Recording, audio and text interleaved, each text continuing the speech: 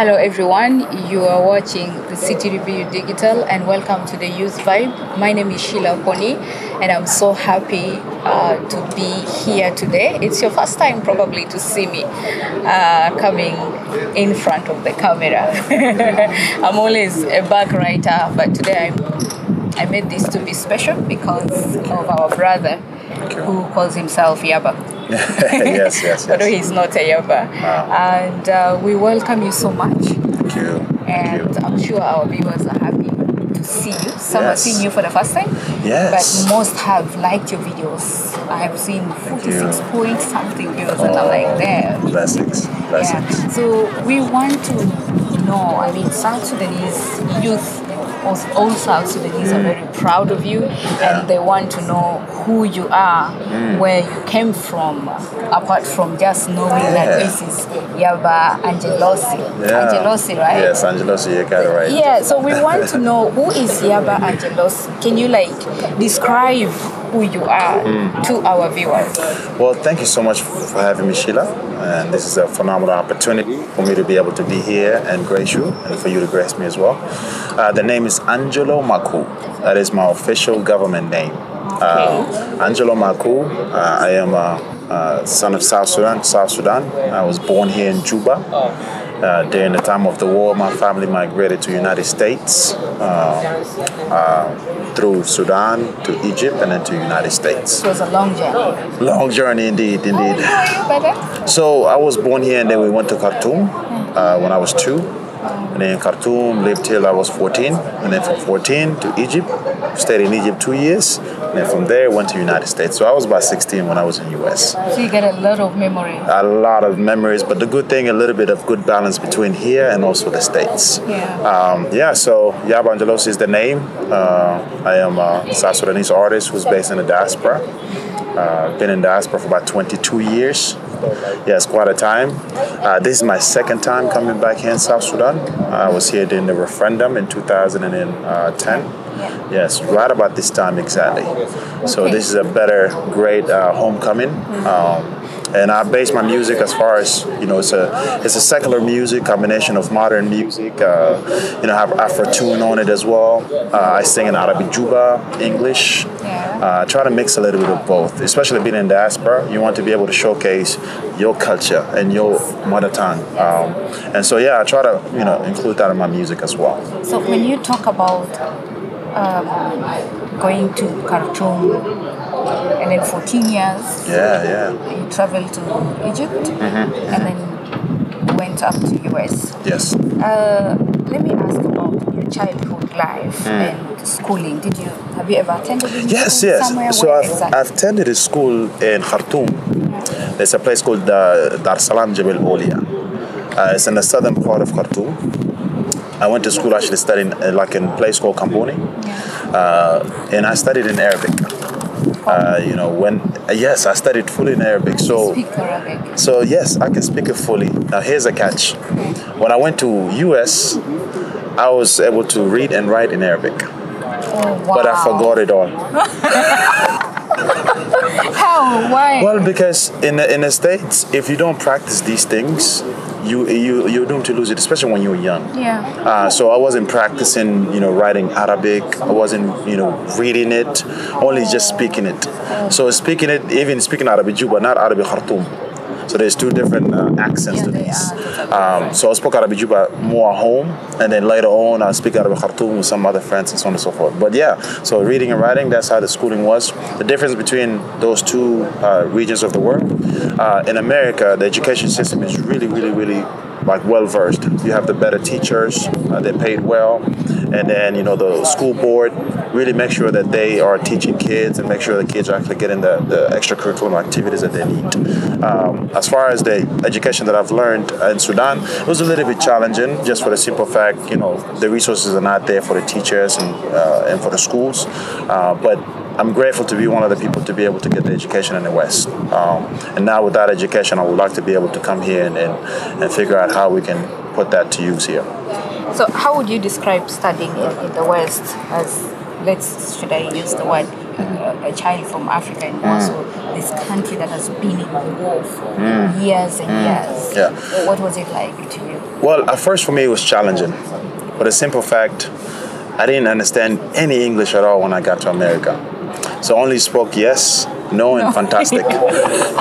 Yes, no, and fantastic. 3 words. Yes. Literally. So it's been 22 years since I've been speaking English. But it was challenging because I was not able to understand the teachers.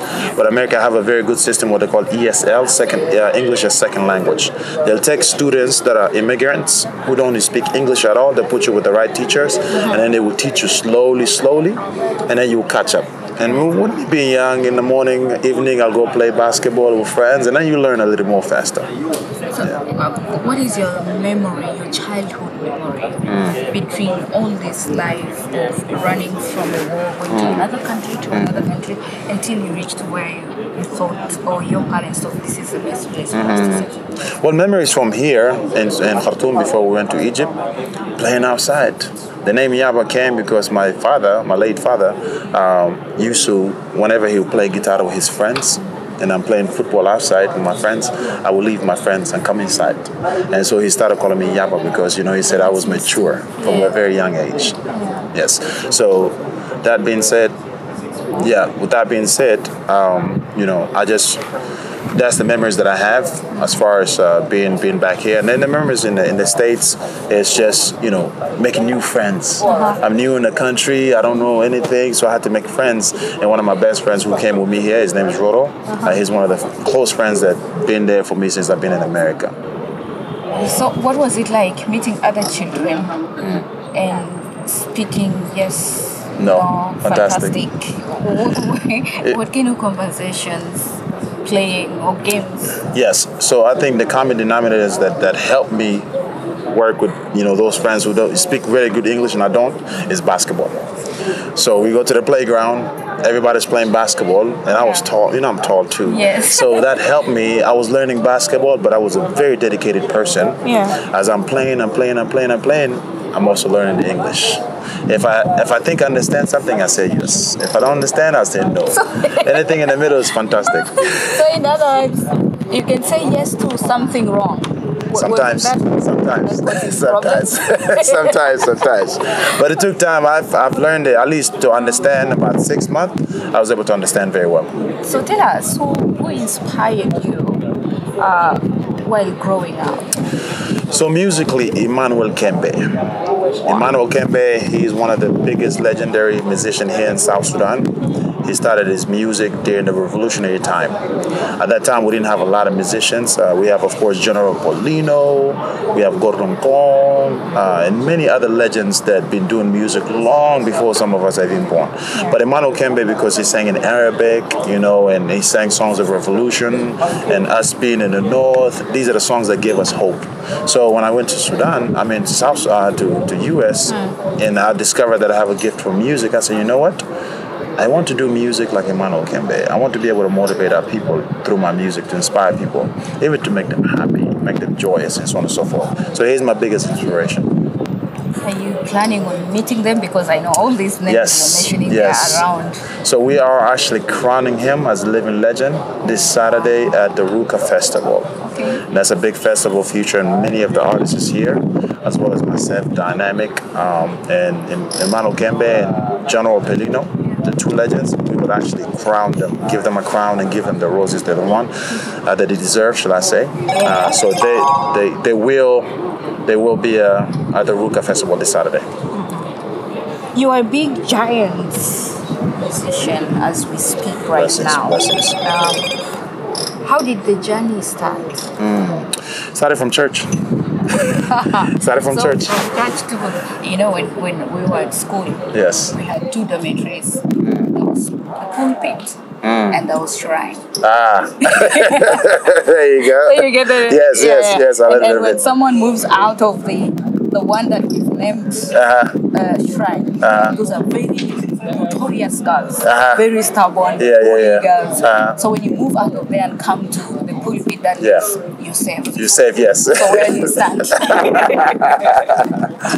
Where do you stand? mine was with the choir. All right. I was with the choir. I discovered my talent for guitar at the age of 8. Oh, wow. So I will hold the guitar, will come to my knees, and I'm playing in the choir. Yeah. So I was more of a guitarist, and then started to sing in church. And then when we moved to Egypt, I was also in a choir in Egypt. Moved to US, the same thing. And then later on, I discovered my talent for recording. Yes. So I'll bring some microphone, sound card, and laptop, and I attempt to record. And then putting sounds together, and that's when the passion came forward. I never took it seriously until about 2008, 2009. That's when I decided to say, okay, you know what? I think I really love this. And a few people really gave me feedbacks and commented me and said, hey, you know what you're doing is great. Keep going. And that encouragement kept pushing me to be able to continue with my music. So at 8, you started playing the guitar. Yeah. Where was that? This was in Khartoum. Okay. Khartoum, we had a church in Dar es Salaam, Jabalolia, where we lived. And my late father also played music. He was a doctor as well. He was a musician. So he has he played guitar, and then of course I picked up after him as well. That's very impressive. And indeed, it tells me if you talk about, there's a difference between how you pronounce Khartoum and how I pronounce. Yes. So I'm pronouncing it the Arabic way, Arabic North way. Yes. It's Khartoum. Khartoum. Yes. Yes. Bonjour, Khartoum. Yeah, Khartoum. Yes. With the accent, yes. Okay. Thank you so much. But we still continue. Ladies and gentlemen, you are watching the Youth Vibe at the City Review Digital. We are still continuing with Yaba. And you will leave all your comments and your questions that you want, and I'm very sure he will follow us. Absolutely. In order to know and Yes. see how your people really understand and see you. Yes. Tell me something. Which songs push you to the limelight, and what did it take to reach Yes. that point? So the first song that brought me to the limelight, it is called "Time to Vote." So in 2010, as you know, South Sudan was getting ready to go through the referendum. South Sudan was getting ready to go through the referendum. So I decided to compose a song that can motivate our people, to educate our people about the referendum. So I just composed it, just encouraging people of South Sudan, you need to go out and vote, let your voice to be heard, and we'll decide our future destiny. So we shot the video in green screen, just put some flags on the back, and we released. We didn't think anything big of it, but because the people really needed it, the people really needed the message, it has transpired and went to the next level. As a result, the government of South Sudan invited me to come here, to come and tour for the referendum. Okay. I was able to tour for a referendum. I was able to get to meet a lot of people here. So that's the original songs that brought me into the limelight.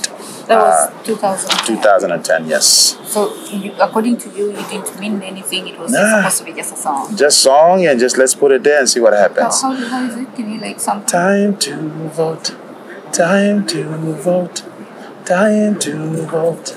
Time to vote. This is the time. Yes. So you and your colleagues and friends and people around you felt very proud. Yeah. And you felt this is the final time we, as South Sudan, is going to have its own country. Yes, absolutely. Are you at point disappointed? It's 10 years now and we are here. Every child has to crawl before they walk. When you crawl, you are going to go through struggles where your knees is going to hit a bunch of, stones in the ground and many things. And South Sudan is a baby.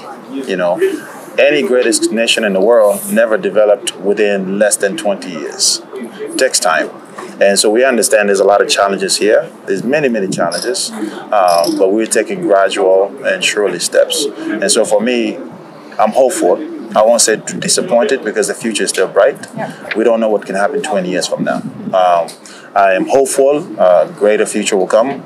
It takes us, the current generation who are here, who are healthy, who went through education system to be able to take that education and then invest it here. So hopefully that, greater things will come out of this country within the next 5, 6, 7, 10 years and so on. So hopefully we'll get to enjoy it as well. So where would you put us right now as a country? From 2010 to where we are? I would say progressing stages. Yeah. I won't be able to quantify it exactly to what level were we at, but I'll tell you this. 10 years ago when I was here, it was hard to commute because of the roads, right? But now I see a lot of the roads are well done in certain places. Certain places still needs to be done.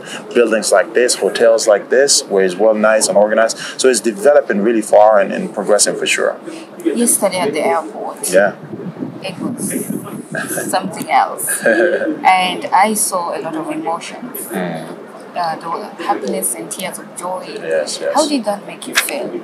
It's the greatest. I haven't seen my family for 22 years. You know, my family that lives here, I've not seen them in 22 years. And so this for me was a big reunion that was well needed.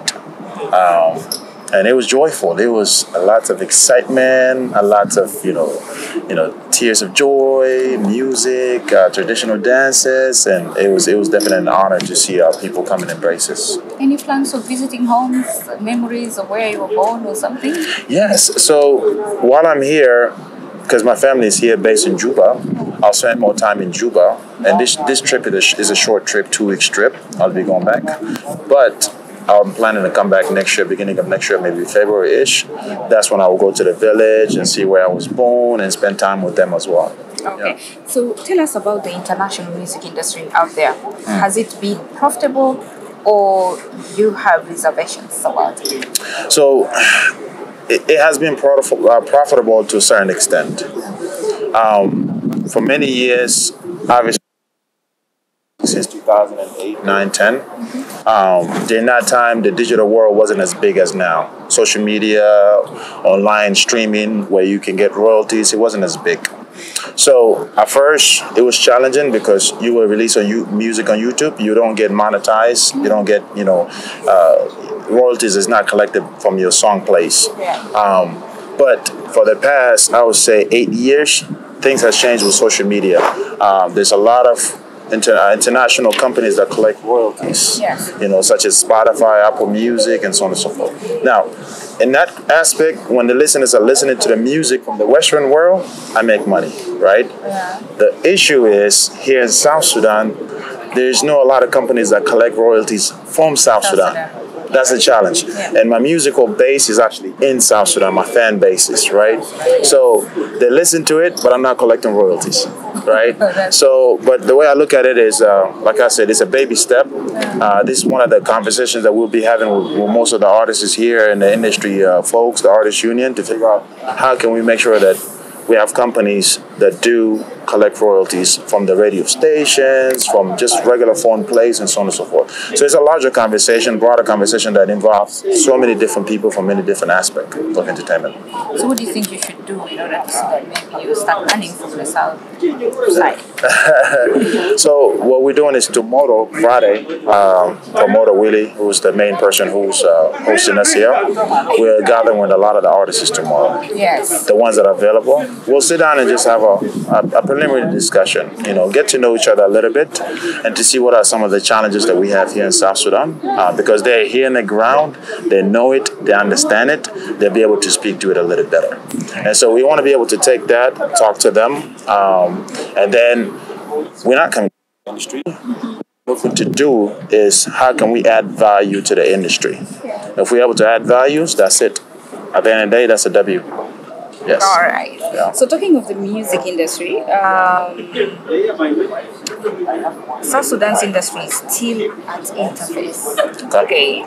And there are a lot of things to borrow from let's say the US and other places. What do you think is missing, the missing link here? It is so simple. Internet. The internet. It is so simple. I cannot stress that because the networks that we have here is not as solid as countries like Uganda, Kenya, other African countries, or even the West. The reason why internet is so critical because if you have a good access to internet, people can be able to check social media, people can be able to listen to music, people can be able to do so many things. I've been here for 2 days and I've even struggling to post anything on Facebook. Yeah. It took me I'm serious, it took me 3 hours to post 13 pictures. 13 pictures on. See what I mean? Yeah. So for this industry to really prosper, we will need to have a solid industry. I mean, internet that can be able to connect everywhere all the way to the villages. That way the music can spread. Because right now the music is more based here in Juba.